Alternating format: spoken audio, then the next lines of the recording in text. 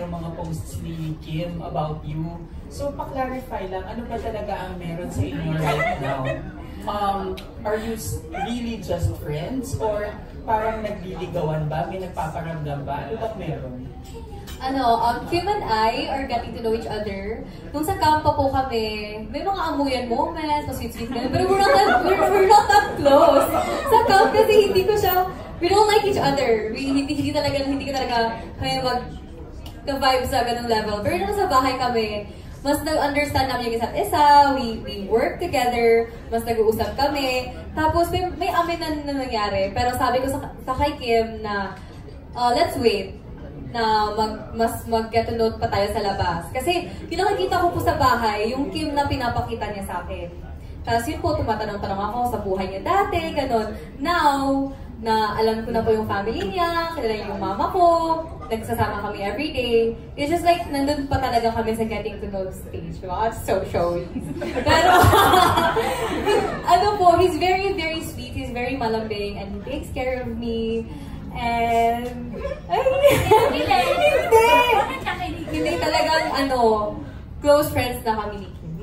Close friends na kami ni Kim. And we vibe so much. We vibe so much. That's... Yun ang yung masasabi ko. Sa'yo talaga yung, male version ko. So, I'm very happy I got to know Kim well. Thank you, Thea. You're welcome. For Mary Grace. Matuwa na paborito. Grilling pa rin pa ito pati dito pala. Last. Kasi nung March 12, nag-guest ka sa Bring It On. And, Bring It On ba or basta you did a live show. Tapos napatweet ako, sabi ko, pansin ko lang sa lahat ng post-show interviews ni Mary Grace, parang lagi niyang binabanggit si Lou. Parang mukhang may matinding galit siya kay Lou or something. So sabi ko, gusto ko siyang, excited ako makausap siya para malaman ko kung saan siya nanggagaling. So once and for all, pa-clarify lang, at any point ba, nagkaroon ka ng galit or bitterness kay Lou dahil sa mga nangyari sa loob ng bahay? Kasi parang after mo lumabas, bukang bibig mo talaga siya. First and foremost talaga kasi pag nung pumasok kasi ako ng bahay, ang babae lang dun, si Lou at ako talaga, si Mitch, ganun kaming tatlo. So kami kasi ni Mitch close na. Nung may isang beses kasi na ako kay Lou, na talagang yung nangyari sa nasa grilling na sinabihan ko siya, medyo na off siya. Yun lang yung first and last na na parang ko dun kay Lou. Pero sa honestly po, wala po talaga akong galit kay Lou. At in-explain ko po sa sarili talaga yun na pagpasok ko kasi doon, hindi ko sila masyadong nakikalubilo kasi may mga kanya-kanya din silang buhay. So, kumbaga, hindi ko masasabi kung yung first na tanong sa akin kung sino hindi ko papakatulog, talagang nag-isip ako doon kung sino. Kasi yung mga iba kasi doon, syempre lalo pa sa taga-camp, kilala ko na sila kasi matagal ko sila nakasama. Sa bahay ni Kuya, si Andre nakasama ko. Si Pumia, si Yam yung nakakausap ko, gano'n. So wala talaga akong maisip na, siguro si Lo, parang hindi nagpakatotoo, gano'n. Pero wala po talaga akong galit kay Lo. Instead, so parang napili mo lang siya because siya yung pinaka hindi mo kilala at the time? Oo, parang ganun. Kasi yung time nga ngayon na may inis siya sa akin pero hindi nga niya ako kinonfront. Doon ko lang na bakit ayaw niya akong confront kung may galit siya. Doon lang ako nag-base. Pero sa lahat po kasi sinabi ko na sa kanya na kung papipiliin kasi ako, Andre, Yam, Pumia, sila talaga ang pipiliin ko. Kasi nakikita ko silang potential na pagiging big winner, pagiging pero big ngayon, four. Okay kayo, wala kayong problema? Wala po talaga kaming problema ni Lou at tinuturing niya po talaga akong ate sa loob ng bahay. Tapos kami ng dalawa, kung may galit kami, nagbibigay kami ng item sa isa't isa nung paglabas namin kasi pareho kami na-nominate. Binigay niya sa akin yung damit na importante, tapos yung importante yung damit, binigay ko sa kanya. So kung ano man yung nangyari sa loob, wala yung hindi ganun kalalim. Kung may galit ako kay Lou, wala akong galit kay Lou. Sadyang may mga instances lang talaga na masasabi kong si Lou, pero wala po akong galit sa kanya. I love Lou. Thank you for clarifying Thank you po. that. At least ngayon, naintindihan ko where you're coming from. Thank you. Thank you. Thank you, Kuya. We are down to our last question. At ang huling magtatanong ay ang mahilig makipag-amoy. Sanay sa amoyan. Hindi si Michael Bix Almacer or Bix Buzz. Kailangan higitan mo si Thea at si Kim. Okay, go Bix. Yun ang tanong. Sorry. Yes po. Ano po? Parang kailan nung last time. Oo nga, no. True. ang tanong ko kasi, you have the best reaction nung lumabas ka. Nung makita mo, nung malaman mo mag-crossover si JC. Napag-hood ka, girl. Wala, sayang. So, nung lumabas natin si JC, ano na meron sa inyo? Are you guys, ano na ba? We actually, kasi hindi nga po kami nagkatagpo sa loob ng bahay ni Kuya. At aminado naman po ko na gusto kong maabot siya sa loob ng bahay ni Kuya nung nalaman ko na siya magpapalit sa akin sa loob ng bahay ni Kuya. Sobrang sad ko kasi bago po ako mag-crossover, nagiging close na po kami. Tapos, nung nagiging close kami, nag-crossover na po ako. Tapos, hindi ko na siya naabutan, gano'n. Pero, nung nateki. Nung na-evict po ako, the next week, na-evict po siya.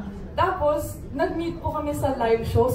They surprised both of us. And from then on, parang sunod-sunod na po yung work namin at parati po kami magkasama. Mas close na po kami ngayon. And kasi, alam ko yung life story niya tsaka life story ko, sobrang similar at marami po kaming similar qualities. So masasabi ko po na he's a very special and close friend to me. Tori, did sparks fly nung una kayo nakita ni JC?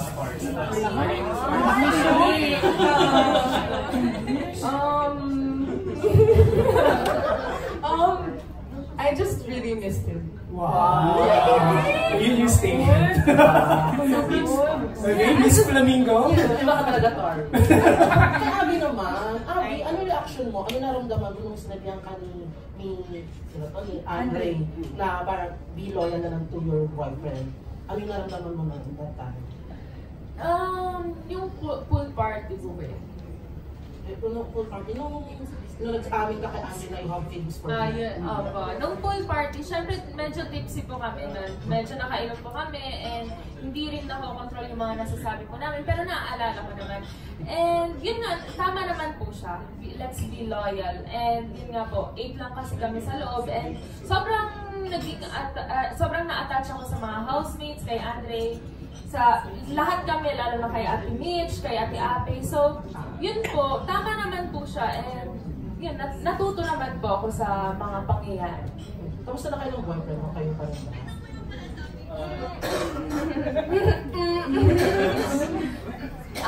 Actually, nung na-evict ako, nung na-take nung na-evict ako, na medyo it took time na magkaayos kami, pero naging okay kami. But then, pumasok ulit ako sa camp, then lumabas, parang sinet namin na parang mag-focus na lang kami sa mga priorities namin. Lalo na ngayon na graduating kami pareho. So yun, parang unahin namin yung career and yung family po. Ano masasabi mo dun sa mga sinasabi ng ibang netizen na yung mga taga-Isabela raw, may mga relasyon sa labas, sa outside board? Di ba? Dahil yung honey, gamay na ito. Gamay naman! Ano yung reaction na doon na parang napupunan na ano yung taga-Isabela na mga ganun? Nakabins, baka mag-dash ka, Bins. Nabasa sila! Kailangan na screenshot, sir.